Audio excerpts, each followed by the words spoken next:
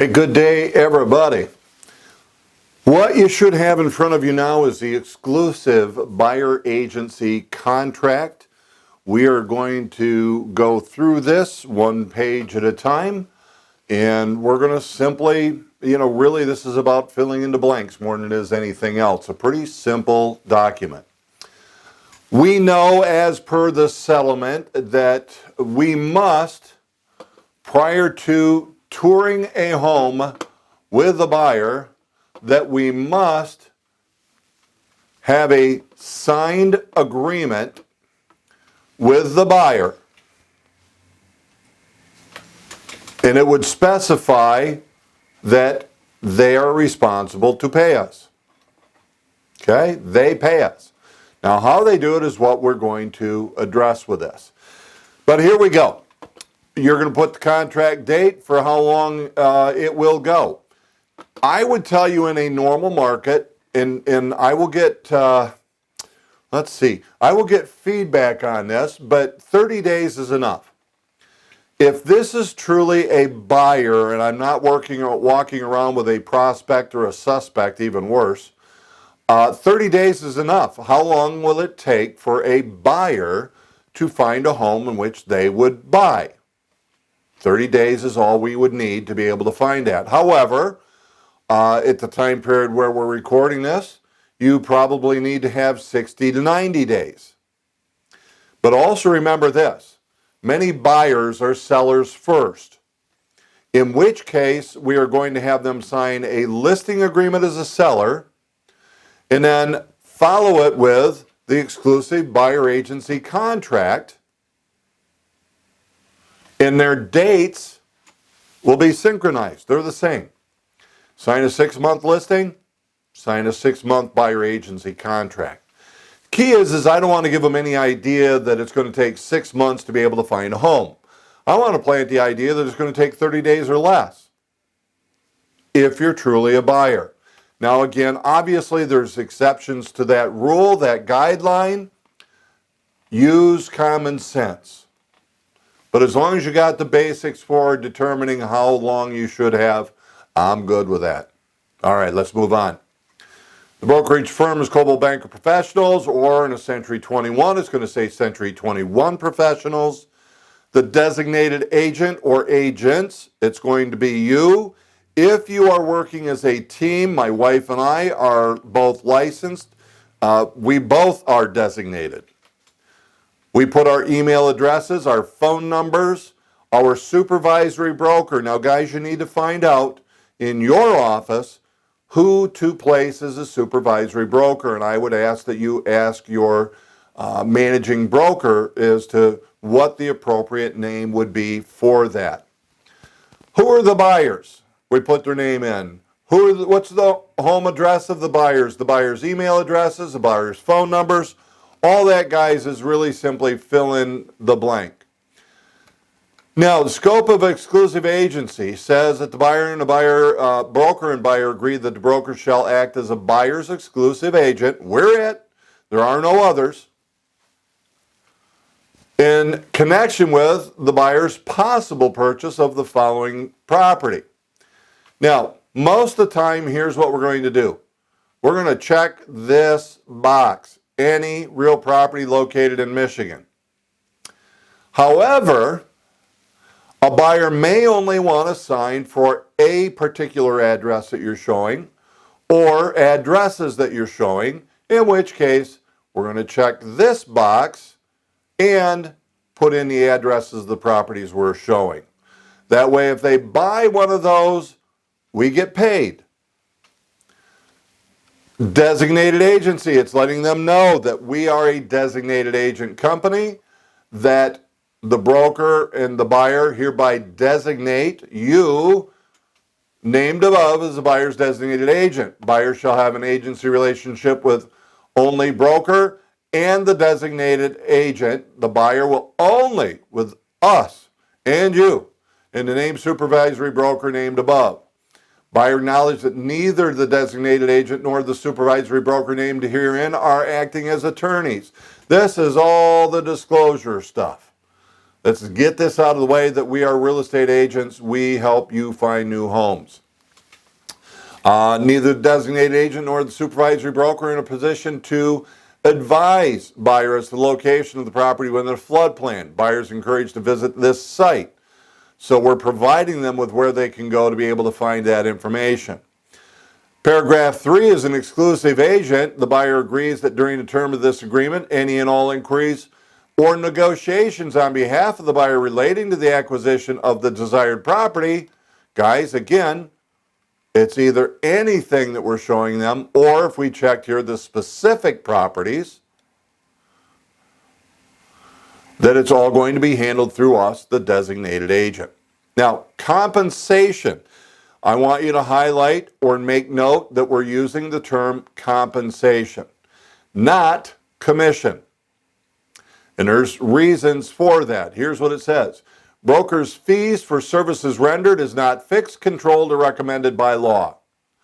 The MLS or any person not a party to this agreement is fully negotiable. Now, here's what we know. We know what we want.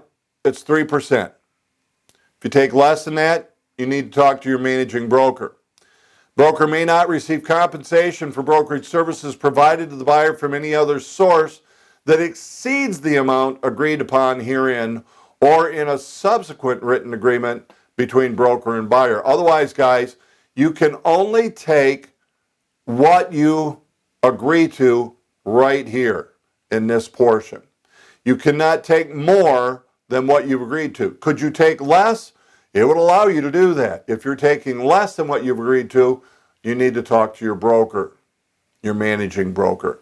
In consideration for the services, and guys, you need to know what the services are that you provide and why you're worth this 3% and $395. And I want you to catch. Buyer agrees to pay broker 3% of the sale price, or if you're down there a ways, you can put a minimum, and a fee of $395 or $195 if it's a lease. The compensation is due and payable upon closing, provided, however, that if a transaction does not close because of any default on the part of the buyer, the compensation shall become immediately due and payable. Compensation obligations shall apply to purchase agreements executed during the term of this agreement or during any extension of this agreement. The compensation obligation will also apply to purchase agreements executed within, guys, my guideline is 6 months. It's called the protection period. Everybody learned that during your pre-license training, 40 hours. Within 6 months after expiration or other termination of this agreement, if the property acquired was presented to the buyer during the term of this agreement. Compensation credit. So anything that I receive, buyer will receive a credit against any amount owed pursuant to paragraph 4 above for any compensation paid by the broker or to the broker by the seller or the seller's listing broker. Guys, when we look at the purchase agreement, here's what we know. We're going to ask the seller to contribute toward that. Whatever that amount is gets credited toward what we have here in this portion. That's all this is simply saying. Any money that we get from the listing broker or the seller is going to be credited toward this amount. Disclosure of the broker's role. Any time of any initial contact, the designated agent shall inform all prospective sellers and their agents that the designated agent is acting on behalf of the buyer. Designated agent supervisory broker will preserve confidential information obtained during another agency relationship. So I may have learned something previously. I need to retain that confidentiality. Or in a prior or pending transaction or business relationship. Buyer acknowledges and agrees that the prevention of this confidential information shall not constitute a breach of fiduciary duty owed to the buyer. So if I've got something I've had from previous, I can't disclose that. Confidentiality never goes away. Now, we have 2 paragraphs, 7 and 8, which deal with the conflict of interest. One with buyers, one with sellers. Here's what this one is saying. Buyers, I may have other buyers who are going to be interested in the same property as you. What happens is that I can still show them the property. I can show you the property. That's what all of this is saying. But it'll also go into this. Starting right here, designated agent shall preserve any confidential information disclosed by any buyer client and shall not disclose the existence of or the terms of any offer prepared on behalf of one buyer to another buyer. Confidentiality. In the event designated agent works for two competing buyer clients in connection with any specific property, designated agent will be working equally for both buyer clients and without the full range of fiduciary duties owed by a buyer's agent to a buyer. In this situation, the competing buyer clients are giving up their rights to undivided loyalty and will be owed only limited duties of disclosure, obedience, and confidentiality. Guys, it happens rarely where you have two buyers that are going to be looking at the same property, but it will happen. Even rarer is when both buyers decide to offer on that one property. That's a tough one, and when you get that, I'm going to say get your managing broker involved at that time period. Now, the conflict of interest with the sellers. This is an interesting one because a lot of people are a little bit frightened by this, but here's what it says. Let's read it first. If a particular seller is represented by another designated agency or agent within brokerage, other than the designated agent, broker, and supervisory broker, shall automatically be disclosed consensual dual agents.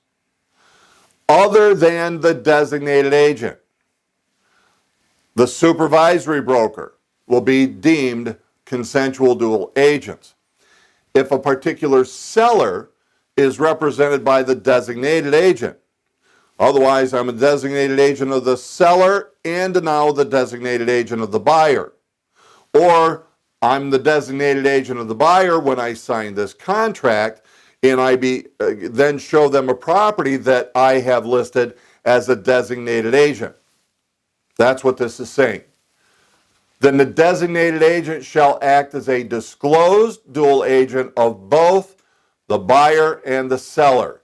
And in such event, broker shall be entitled to any fees owed by the buyer pursuant to this agreement. Otherwise, I still get paid. They're agreeing, as did the seller, to allow dual agency up front. The agreement to do it is done now. The only thing that we have to do is redisclose that we're now in a dual agency capacity. I hope that makes sense. All right. Leasing or optioning. This agreement shall also apply to all situations where the buyer wishes to lease or option, and it's simply going into what terms will mean when you do that. So if you're wondering why is it that we don't have an agency or a lease agreement in place, it's because this is representing both. It's dually both as a buyer or as a tenant. That simply converts all of the appropriate language. Cost of services or products obtained, it says we won't gain any money from anybody for paying any payment. It's due, surveys, and all that other stuff.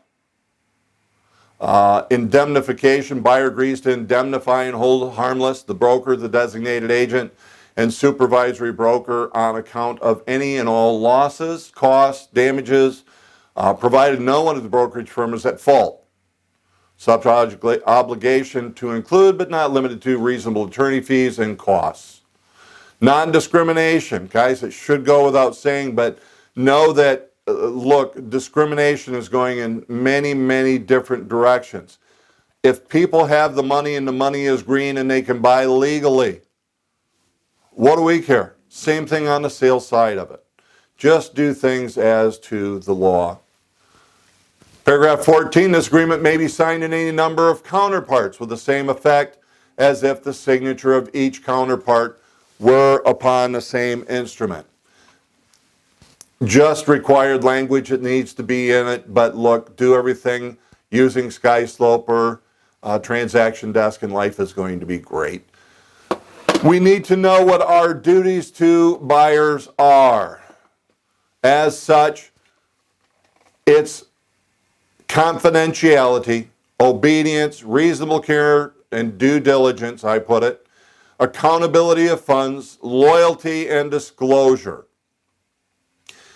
Guys, I'm not going to read this because it should be self-explanatory, but you need to know that when you are representing, when you have a client, these are your fiduciary responsibilities.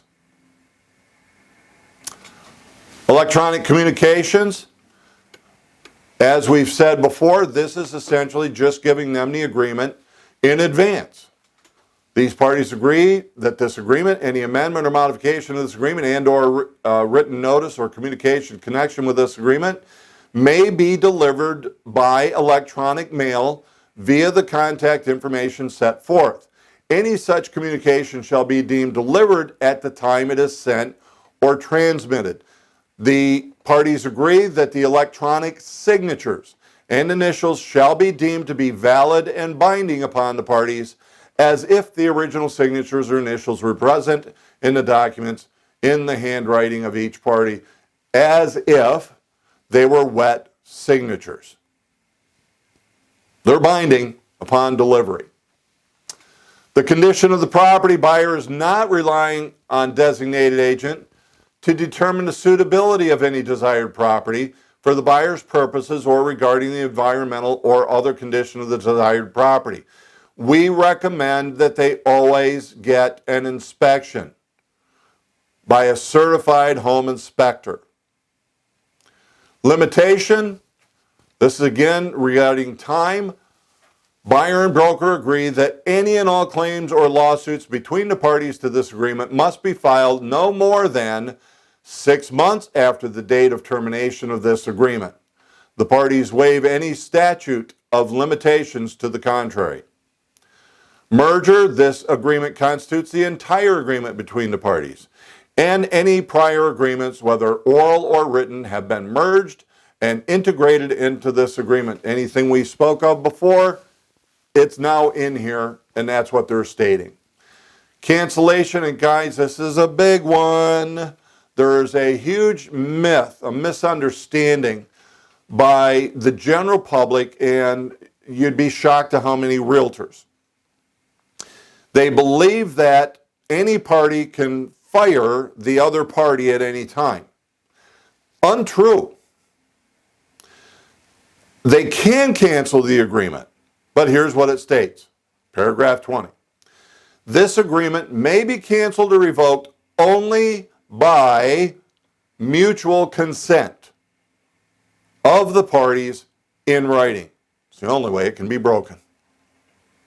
So no, we can't fire them. They can't fire us. It has to be done mutually.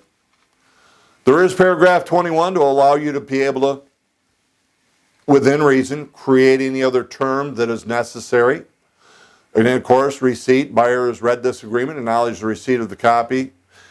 Doing it digitally, they will receive one. If you actually printed and signed it, then you've got to print and give them a copy of it. Their signatures, the date, and you're going to sign it because this is agreement. You're signing it on behalf of our brokerage, either Coldwell Banker Professionals or Century 21 Professionals. So with that, guys, that's your exclusive buyer agency contract. Good luck. Do them right. Get them signed. And we'll talk to you soon. Have a great one.